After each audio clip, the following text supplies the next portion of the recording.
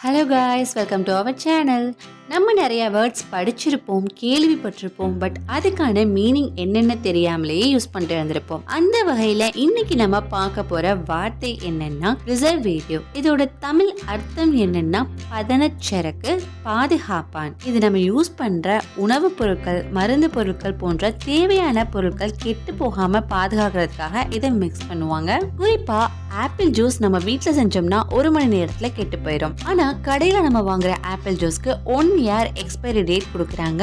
ஏன்னா அது கெட்டு போகாம இருக்க ப்ரிசர்வேட்டிவ் ஆட் பண்ணிடுவாங்க. அதனாலதான் இந்த பாதுகாப்பிகள் 2 வகைப்படும்: இயற்கை பாதுகாப்பிகள் மற்றும் செயற்கை பாதுகாப்பிகள். இதுல இயற்கையான ப்ரிசர்வேட்டிவ்ஸ் என்ன அப்படின்னா மஞ்சள் தூள், உப்பு, சர்க்கரை. செயற்கையான ப்ரிசர்வேட்டிவ்ஸ் ஃபேக்டரியில தயாரிக்கிற கெமிக்கல்ஸ். இதோட முக்கியத்துவம் என்னன்னா உணவோட சுவை, நிறம் மற்றும் மக்களோட ஆரோக்கியம் பாதிக்காமல் அந்த பொருளை நீண்ட காலமா பாதுகாக்கும். அளவுக்கு மிஞ்சினால் அமிர்தமும் நஞ்சு அப்படிங்கிற மாதிரி இதை அளவோட யூஸ் பண்றதா நமக்கு நல்லது.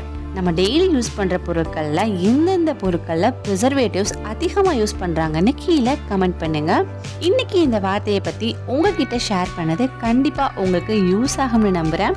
இதே மாதிரி யூஸ்ஃபுல்லான இன்னொரு வார்த்தையோட உங்களை நெக்ஸ்ட் வீடியோல சந்திக்கிறேன். வார்த்தைகளை புரிந்து படிப்போம், வாழ்க்கையில் நிமிர்ந்து நடப்போம்.